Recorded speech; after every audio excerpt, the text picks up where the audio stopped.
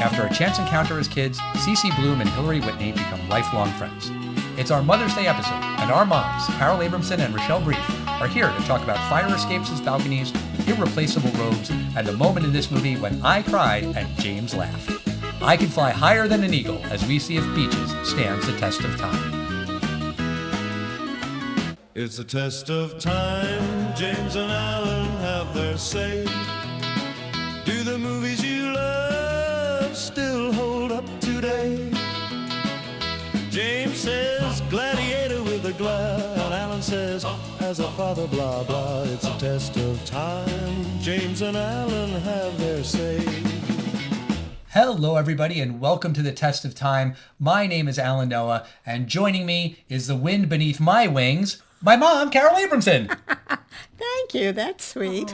And you're here too, James. Sorry, but I had to say it for my mom. Thank you, Al. And I am also joined with the reason that I am here, and that is Rochelle Brief. That's right. It's our annual Mother's Day episode. We're joined by our moms. Welcome back, Mom. Welcome back, Rochelle. Thank you. Nice to be here. I think it's, the fourth time? Yes, this is our fourth Mother's Day episode. Last year, we didn't do Mother's Day. We did the 10 Commandments for Passover.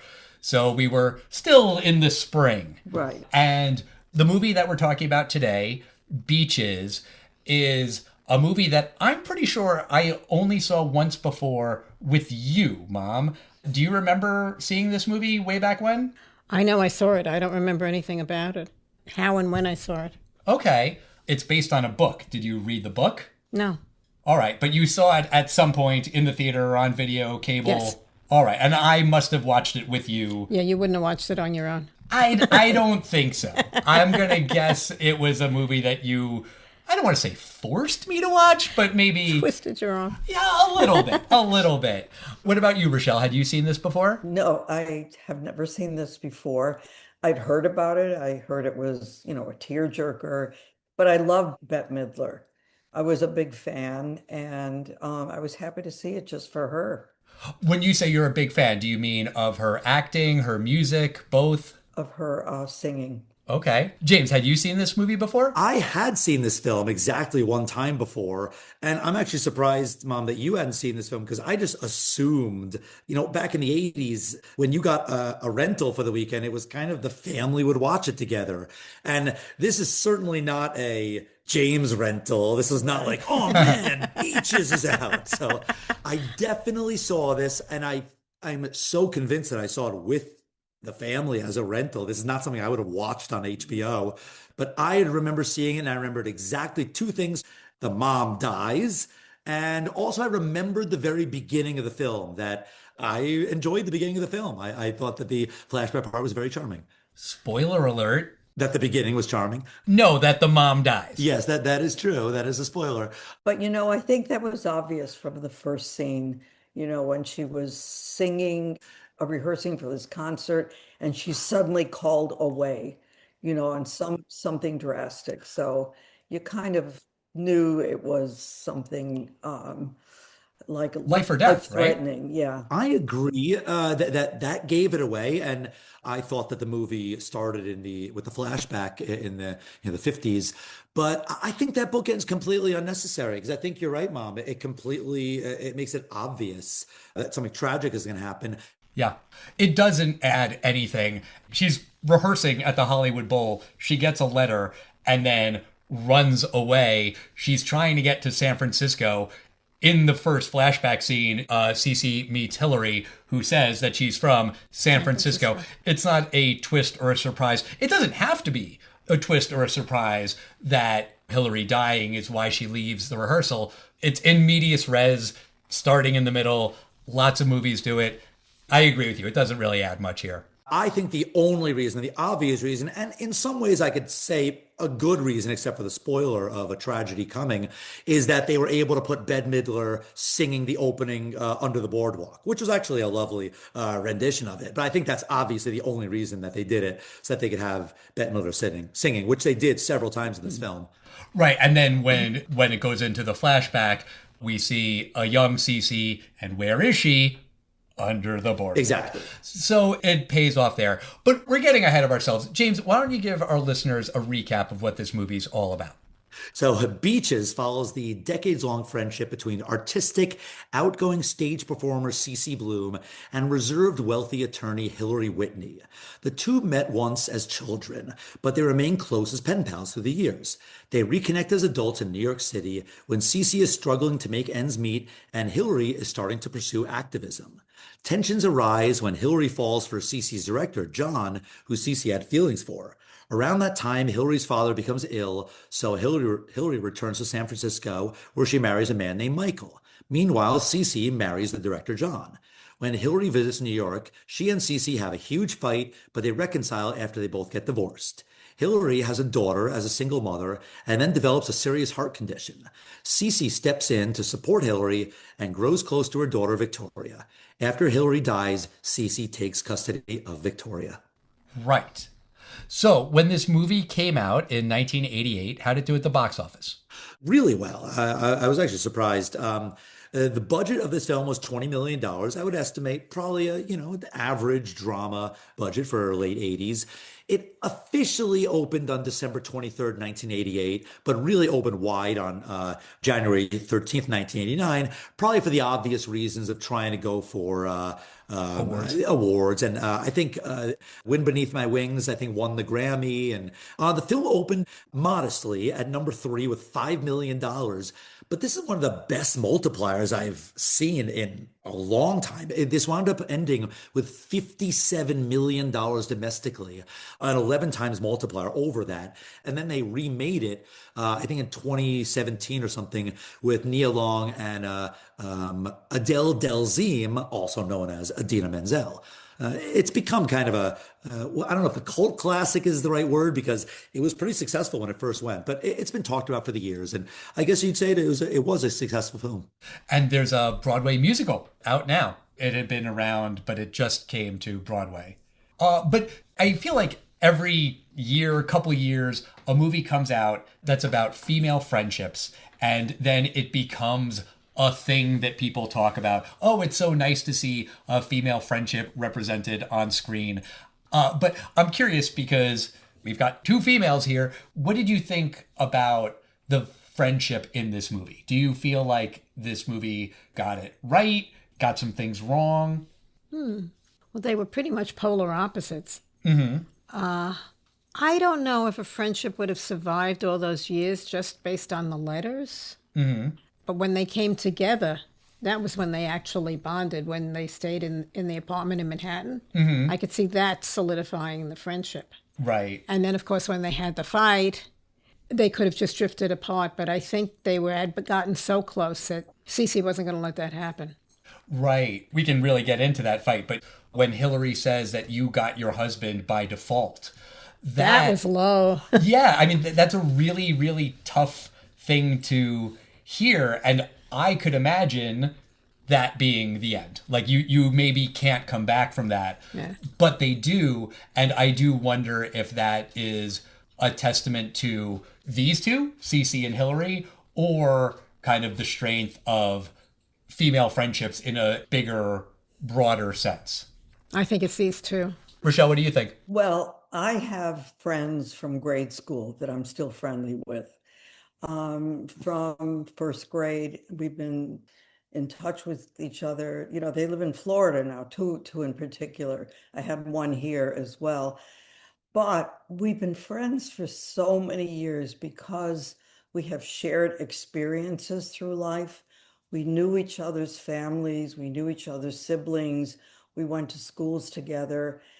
I don't know if it's realistic to have such close friends who are pen pals. Who met after 5 minutes on a beach, or maybe Yeah. an hour. But my friends, Linda and Judy, one has been widowed and one has had another tragedy.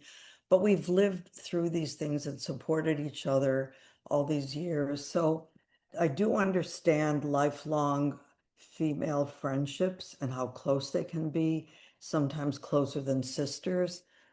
But I don't quite buy this communication as pen pals, making them, stick to each other the way the movie portrays them. I agree with my mother.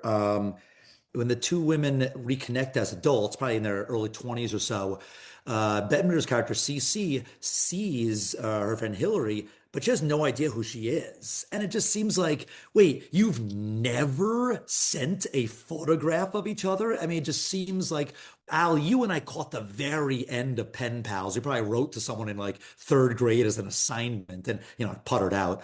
But I feel like even after like one or two things, you would get a photograph from somebody, like just like what you looked like. And even the voiceover of Hillary talking about, Dear Cece, I never want to hear the words like privileged and pampered or whatever she says. It sounded like she was talking to a diary.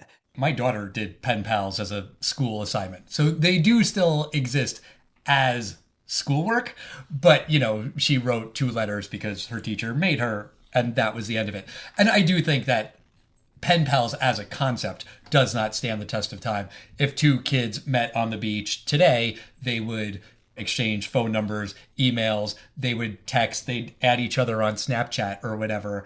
I could believe that they could stay in touch that way, but kind of to your point, they would know what each other looks like, they would FaceTime. Mm-hmm. And I do think, though, how realistic it is questionable, but the idea of pen pals is more romantic, that you have to sit down and write a letter, and you could text anyone, you could DM anyone, and if you DM everyone that you know, it's not special. But if you have one pen pal, then it is special. And their chance encounter is, maybe a flimsy way for them to start off as friends, but kind of like you were saying, when they live together in that really tiny Manhattan apartment, when Hillary first walks in and sees the crappiness of this place, she starts crying, and Cece's at first offended, but Hillary's like, no, it's perfect. And I think that does kind of capture that feeling of being young and broke and maybe a little naive, but just you're with your friends. Who cares if it's a tiny apartment? Who cares if it's noisy and dirty and messy? They have each other, and that's all that they need. And I feel like that's where the friendship really solidifies. Mm-hmm. I agree. I think the part in New York City, actually, that's where it starts to work, because I think everyone kind of romanticizes this single apartment in New York, the trundle beds that people have, and you can't open the dishwasher or the bathroom door until you close this other door, just these tiny New York City apartments. I like that part. I did realistically believe the part where Hillary was kind of this poor little rich girl that didn't like her life of privilege and was starting to, be a little more bohemian and activist and not the like rich person's lawyer. I feel like they kind of dropped that later. Well, she drops it. Hillary drops her career as a lawyer with the ACLU when she becomes a housewife. But you lived in Manhattan. Did this apartment remind you of yours, or yours was nicer? Mine was a little bit bigger, I think. It was a separate 1-bedroom. Okay. And you were uptown. Upper West Side. Right. And they below, were downtown. Yeah, they're below 14th Street. It looked like the apartment in a tree grows in Brooklyn a little bit. Oh, I haven't seen that. Yeah, okay. Which was a tenement. Well, it definitely reminded me, Al, of, you remember my first apartment in New York City? Because when Bette Midler was like, look, I have a balcony. I think she says a veranda. There was an apartment where I had one of those fire escape things. I thought it was so cool because I had a balcony. And it's like, no, you don't. You have a fire escape. But that from the movies just always seemed kind of cool. Yes, of course. You kind of mentioned before, Mom, that they're opposites. And I feel like they hit that pretty hard. Yeah. Even just their hair. Bette Midler's known for her bright red hair. Barbara Hershey, who plays Hillary, she's brunette. And Hillary is shy, and Cece's so outgoing. Even later on in the movie, Cece has a big dog, and Hillary has a little cat. So it's just like all things are opposite, but they complement each other because of their differences. Let's talk about that fight that they have. Over John? Well, I mean, it's over John, kind of, but it's also kind of not. John is kind of at the core of their fight, but it's also about who they have become. And Cece was supposed to be an artist, and now she's just kind of doing this body review. And Hillary was supposed to be an activist fighting for the little guy as an ACLU lawyer, and now she's a housewife. So yes, the fight is about John, but I think it's important that it's not only about John, because to me, that's the cliche. If two women have a fight, it's over a man. Like that's a component of it, but there's a lot more going on than just fighting about Yeah, John. I think at one point, Hillary said she was jealous of Cece because of her free life and her outgoing self, and she could do what she wanted.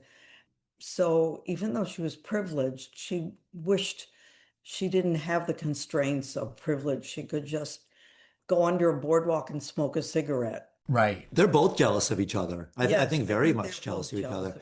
Cece is very much trying to show off, and she's a poor girl. Joe, she was poor when she was a child, so poor that she says she's going to be kicked out of that ritzy hotel that Hillary's staying in, and she is bending over backwards to show her how rich she is. When her husband, the director John, is calling a cab, she's like, John, let the doorman do it. And she wants to show Hillary, look, we have people that call us cabs now. Look at us. I really think she's very much trying to show that she's made it. Hillary openly says, she screams how jealous that she is of her. And these two are, openly envious of each other, and not in a good way. I don't think they both tell each other how great the other one has it. I think they just kind of secretly kind of are competitive with one another. They're competing with each other then because they're both pretending to be what they think the other one wants them to be. And in order for them to move past the fight, they have to drop all of the phoniness, all of the airs that they've put on, and just get real with each other again, which is what they were doing before when they were in that crappy apartment. It's what they do once they reconnect as adults and they confess that they're both divorced, and Hillary says that she's pregnant and she's going to have the kid. Then they're able to get real with one another, and that's how they can move past all the other stuff. They're competing with each other because neither one is happy. Also, with John out of the picture, it made it easier for them to get along. Yes. They didn't have to worry about him anymore. Right. John, he's generically handsome enough. That actor, we've seen that guy before. That's Kevin McAllister's dad. Oh my gosh, yeah, exactly. Yeah, he's from Home Alone. And the jerk who says, I don't get it, to Tom Hanks in Big. Yeah, I remembered him being a jerk in a lot of films, so I was like, oh, he's a nice guy in this one. John is, I guess, the guy in this movie that we spend the most amount of time with, the romantic lead. But the romantic relationships in this movie are not the focus. They're incidental kind of by design. To me, the point of their story is that men come, men go. Your friends are with you for the long haul. Exactly. And I also like that there was a mixture of the men in there. Michael's the jerk. John is the guy that you don't know much about him, but he wasn't right for either of them. Yeah. And then you have this Dr. Richard, who was a nice guy that probably is also not right for her, and she just wanted to, marry the right guy. Oh my God, I'm going to be a doctor's wife, this whole thing. She seemed like a very nice guy. When Hillary is describing her jerk husband, Michael, she's like, oh, he's a lawyer and he has a nice body. She doesn't say anything actually about him, just that he is the proper man for her to marry. There's a line that Cece says that I thought was funny, because she says, I'm your only ethnic friend. And Bette Midler's character, Cece, is supposed to be a Jewish girl. And yes, it is ethnic, because I realized, oh, Barbara, she's just like the epitome of, a WASP, a white Anglo-Saxon Protestant. Yeah. I didn't know her name until I saw the tombstone, but I'm like, yeah, Hillary Whitney. Like, that's a great name. Did your father go to Princeton and his father? Oh, those Whitneys. Oh, yes. Like, it seemed very much like they either grew up in Fairfield County, Connecticut, or, somewhere very, very rich. San Francisco. San Francisco, exactly. It was somewhere. Yes. But again, that's them being opposites, right? Cece's Jewish and Hillary is a WASP. Yeah. The relationship with the OBGYN, I felt like that was confusing in terms of the timing, because when Cece meets him, Hillary is visibly pregnant. They get engaged. Then Hillary leaves him to go back to New York. Then when she comes back, It was a very long pregnancy. yeah, right, exactly. Now he's engaged to someone else. Right. Whatever. I don't think anyone really cares about. Yes, it was off. Yeah, exactly. Like, it doesn't matter, but I do think that is a bigger picture problem I had with the movie, where I just wasn't really tracking the time. I agree. Yeah. This doctor guy, you could have eliminated his character, and I don't think you'd miss a single thing. I think you're giving the men too much emphasis in their roles in the picture. I think Hillary's husband, he was very unrealistic. I think his purpose was to produce this daughter Yes. who would be important at the end. And I thought his portrayal of a father would not translate into the future, because he seems to have given up his daughter completely. Yes. At the end of the movie, they said, does Dad even know that Hillary died? He lost complete touch with his ex-wife, Hillary, to the point where they don't even talk, or he doesn't share custody.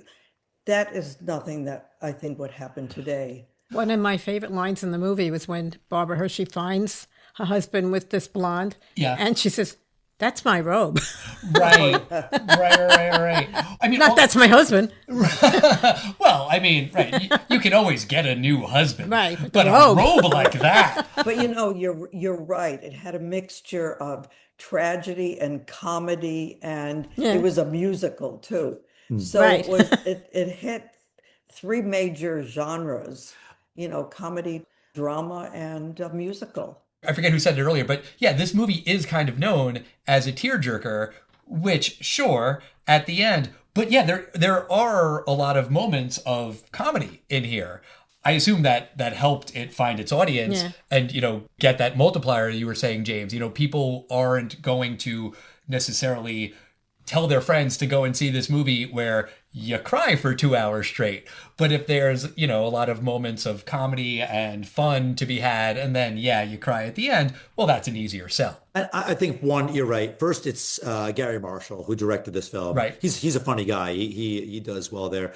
And also Bette Midler. she's quite funny in this film. But that cheating scene with Michael and this random blonde mistress, we've seen this scene 1,000 times in television and movie, but usually when the wife walks in on the husband goes, honey, no, it's not what you think. And what does the husband immediately do? He grabs the blonde woman's hand.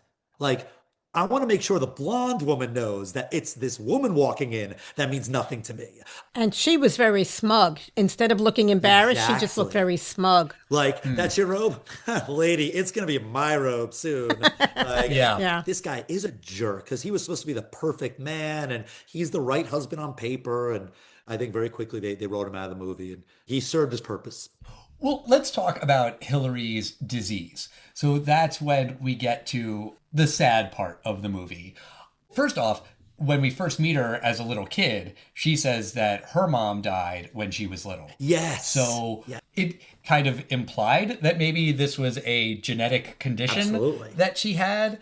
I agree. There's some kind of congenital heart defect or something that probably kicks in the mid to late 30s. It's a viral cardiomyopathy. Well, if it's viral, it wouldn't be genetic. Well, unless they were predispositioned. Because otherwise, that's a shocking coincidence that both moms died, like, from diseases, and they're presumably very wealthy. So you'd imagine they have the best healthcare they can get. So I would imagine it was something congenital. Could be. But as Hillary is dying, she's pissed about the fact that she's dying. And I kind of appreciated that because I do feel like sometimes in movies or TV shows, someone's dying and they make peace with it. Right. They're okay with moving on. And I don't think I would be okay with it if I was in She Hillary's said she shoes. was terrified. Right. She's terrified. She's resentful of Cece because Cece's bonding with her daughter, which is what she wanted. What she wanted, yeah. Cece says, that's what you wanted. She's like, yeah, but I didn't know it was going to make me feel that way. And Cece's kind of riding her for being sad and depressed all the time. Like, you wanted to come here to the beach house. And now you're just dying. Right. Yeah, like, can you be dying but in a better mood? I felt from both of their points of view. If I was Cece, I'd want my friend to be up and about. But if I'm Hillary, I would just be pissed and cranky that I'm dying. And I felt like it was a realistic depiction of what both of those characters would be feeling at that time. I also love that the title of the movie, Beaches, the movie starts on a beach under the boardwalk in Atlantic City Right. and ends dying in a beach house as well. I thought it kind of tied the beginning and the end together with the title of the movie. Yes. And there is another beach in the middle when Cece confronts her mom in Miami. Oh, right. And Cece's complaining about her relationship with John, and she says that John isn't paying enough attention to her, and her mom says, yeah, exactly. Like, it's impossible to give you enough attention that you will ever be satisfied. And the movie's not about beaches per se, but yeah, these very important life-altering moments happen for these two on beaches. Getting back to the scene on the beach with her mother, I'd like to talk about Lainey Kazan and Mayim Bialik. Okay. Lainey Kazan was terrific, and Mayim Bialik, I thought she was great. Yeah. And she really looks like a young Bette Midler. Absolutely. And she was terrific in the singing and dancing. She wasn't singing. She wasn't? That wasn't her Oh, singing okay. voice. But the dancing dancing? and everything, yeah, the look, the mannerisms. The cigarettes and I think everything. she was perfect. She was Yeah. perfect. I think Was that Mayim Bialik's Yeah. debut? Probably, or maybe she did a commercial or something. Was that before Blossom? Yeah, Blossom, I love think, Blossom. started in 1990. Sure. I think she was fantastic. And She was. It's a tough call when you're going to be playing a young Bette Midler, who Midler. kind of has an iconic look and iconic mannerisms. Perfect casting. Yeah. Speaking of other actors that popped up in this film, I know you're going to call it out, right, Al? What? Hector Elizondo? Hector Elizondo. So he's always in Gary Marshall films. He plays the judge in this movie that I marries think that them? marries them with the Justice of the Peace. He's got like a neck brace on, right? Yeah. Yeah. He was very good friends with Gary Marshall. Was Gary Marshall the fake commercial director that calls Bette Midler fat? No, Gary Marshall is not visible in the movie. He does the voice when she's doing an audition early on, and he says something like, "Come on, Toots, you're up," or something like that. You can hear his voice off screen. By the way, do you know the last movie that Gary Marshall directed before he died? New Year's Eve, Valentine's Day, one of those. You're close. Mother's Day. Yeah, I knew it was one of those. He had the trilogy of those anthology movies. Right. Too recent to do on the podcast for Mother's Day. But I did think that was funny. When did you cry in this movie? You didn't? No. Not at all. No. Okay. I mean, I came close toward the end, but no, I didn't cry. Interesting. I don't cry very much in movies anymore. I used to. Interesting. See, I feel like I've become more of a crier as I've gotten older. Tell us about your crying, Al. I lost it when the daughter finds Hillary when she's collapsed on the floor, and she's like, no, I don't know what to do. The panic and the terror in her voice. She was also very good. Yes, she was very good. That felt real and believable to me, and that was when I cried. Rochelle, James, how about you two? No, I became weepy at the end. I mean, tears were not streaming down my face, but I had a tissue with me. I knew what to expect. So for me, I told you I knew two things about this film, that there was an enjoyable flashback, and I remember that the mom dies at the end. So the entire film, I was like, you're dying. And when Hillary says early on, we're going to be friends for the rest of my life, I'm like, you know what? You're right, because you're dying. You didn't say when you cried. You're ducking the question. I did not cry in this film because I kept telling myself, like, here it comes. Is this the part? And there's one part that I thought, here it is. She's going to die. And because I knew there was so much tension, I wound up bursting out laughing. Jesus Christ, James! You're You're a monster. Not the part that she dies, but she collapses. And then what's the next scene we see? It's an ambulance, but it's driving down, and we see the point of view right behind the sirens. And that's the exact opening of The Naked Gun. And I started laughing because that's a very funny part of the Naked Gun films, which is the opening credits, always behind the police sirens. Wow. So when I was crying because this poor little girl discovered her mom, who she thought was dying, you're cracking up. Okay. It reminded you of a different movie. Actually, there was one scene that reminded me of a different movie too. In the beginning, the stage mother reminded me of Gypsy, the movie Gypsy. Have you seen that? But No. it was the opposite because her mother was pushing her, Gypsy's mother. And this one really didn't want her to be. It was Cece who wanted to be the star. Yeah, but the mother was in the background when she was rehearsing in the audience, kind of mimicking her different Doing the whole motions. dance routine. Yeah.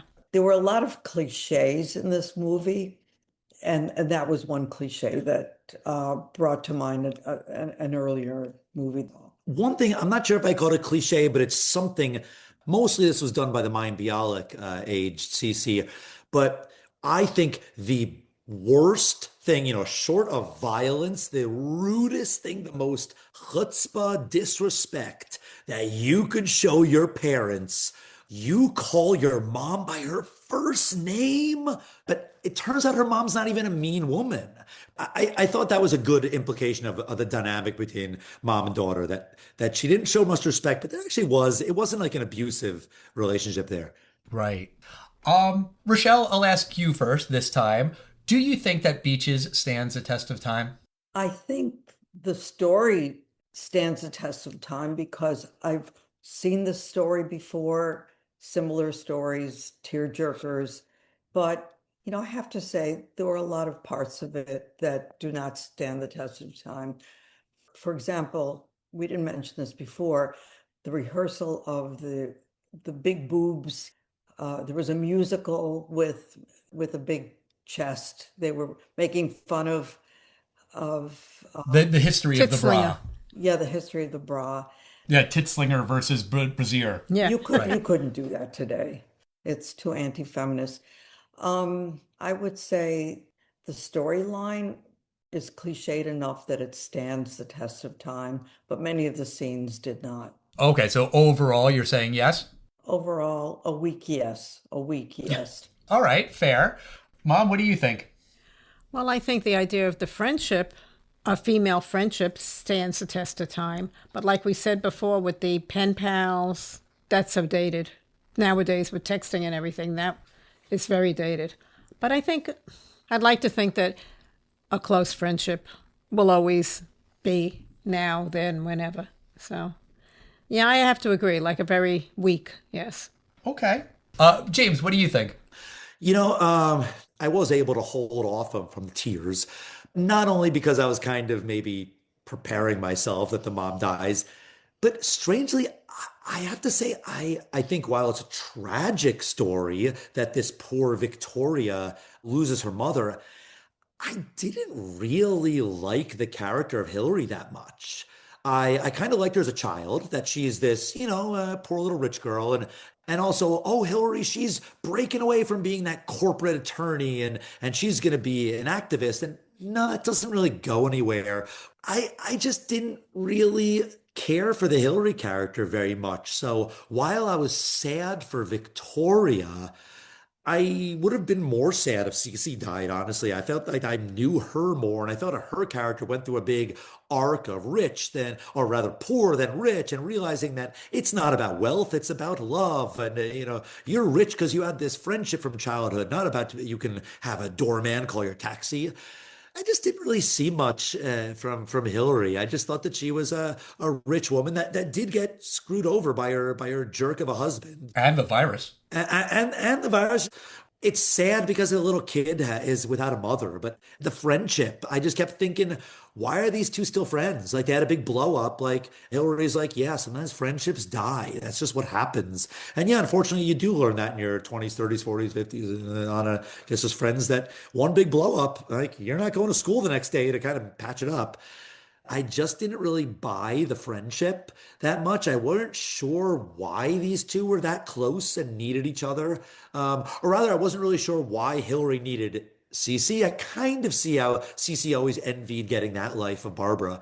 So I'm actually going to say I'm really surprised it doesn't stand the test of time. Yeah, it's kind of sad, but I didn't think it was that good of a movie, to be honest. I was surprised by it. What about you, Al? Where do you stand on 1998's Beaches?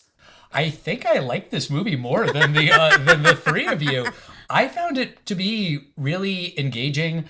It is a love story. It's a love story not between these two women and the men that they marry or the men that they date. They love each other. Cece and Hillary are each other's soulmates. And I think that the movie does a pretty good job of showing that. I agree that, yeah, okay, they were friends while they were kids and they were only writing letters. Yeah, that doesn't really stand the test of time. But I can believe that they just had a connection. There was something that they saw in each other. And I think what Cece wanted was for someone to really see her. And even when they're little kids, Hillary is like, that was the most incredible performance ever. She'd never seen anything like that. And Cece had never met anyone like Hillary, who had the money and the affectations and all of the things that came from her being a spoiled wasp, but also the drive to throw all that away and to do something that she really, really believed in and to follow her convictions. And they did need each other. And that's why Hillary was the wind beneath Cece's wings. The song was very, very popular. I did always find it a little condescending. I could fly higher than an eagle, but you're the wind beneath my wings? Fuck you. Like, who wants to be the wind beneath the eagle's wings? That's how eagles fly. Sure, but would you rather be the eagle or the wind underneath? Everyone's gonna pick the eagle. But I was on board with their friendship. I was sad when Hillary died. Yeah, you see it coming a mile away. Yes, I remembered it too, but the movie telegraphs it. I think the movie's pacing is a little off. Like we were kind of talking about the passage of time with the OBGYN. Even when Hillary catches her husband cheating on her, the scene right before that, she's with the husband and they're sleeping together. And then it's like almost like a smash cut to her finding her husband with this other woman. Is that the next day, the same day, a week later, a year later? How many years go by when they're not speaking? It's all just a little unclear. Some moments are very slow. Honestly, I think the movie kind of drags at the end. Again, with the in medias res thing, they didn't need to do that because then, they're together at the beach and then Cece leaves and Hillary and her daughter go home and then she collapses and then they go to the hospital and then they go back to the beach and then she dies. They could have done without all of that. One other random thing that doesn't stand the test of time, when they're kids, the other girl comes in to audition and she's walking on her hands. I thought for sure I heard it wrong, that she calls her a hand-walking queer. Like, that is a slur, but also just a really weird thing for one kid to say to another kid in the 50s because she walks on her hands, and they repeat it a couple times. Yeah. I was like, she didn't just say what I think she said. She did. But yes, I am going to say that this movie does stand the test of time because it's about friendship. And, there should be more stories about friendships and this kind of love story. Love stories don't always have to be romantic. It doesn't always have to be about families. It can just be about these two strangers who become entwined forever because of the daughter, right? Even though Hillary's dead, Cece's going to be with a part of her forever. If you take the focus away from the dying part and leave the focus on the friendship part, then I see your point, Al, that it is a lasting theme. It does translate. But I think most people who know about this movie focus on the tear-jerking mother dying and leaving a child as an orphan. Yes. I think that and Wind Beneath My Wings are the things that the movie is known for. But we've come to the end of a very special episode. It's always special when you guys are on. And this time it's extra special because this is your 5th appearance on the podcast. Yup, that's right. Mom, Rochelle, welcome to the Five Timers Club. Here, Mom, let me give you Oh, I'm so excited. your hoodie. And Mom, let me give you your hoodie. Oh, wow. How special. Thank you. I've been wanting this. You were jealous that Courtney had one and And Eli Sam had had one and one. Sam had one. You were the last one in the family to get it. Yeah. Thank you. You're very welcome. I love this. Thank you. This was nicely coordinated. Thank you. See, there we go. Just to be Great clear, Mother's Day present. that is your Mother's Day present. Yes, absolutely. That's not your real Mother's Day present. I'll give you the real one on Sunday. But welcome to the Five Timers Club. Thank you. Nice to be a member. Yes, you too, Rochelle. Thanks for having did it, us. Rochelle. I love this. And I love being on the show. Thank you. We love having you on. And just to be clear, you can be on another 10 times and you don't get anything else. This is the only thing you get. You just get the one goodie at 5 and that's it. Maybe a 10. Except your daughter Joanna is the only, and she will be the only recipient ever of the Six Timers Club. She does have a t-shirt from that, but that was for a special occasion. The special occasion being you forgot to give her the Five Timers Club hoodie.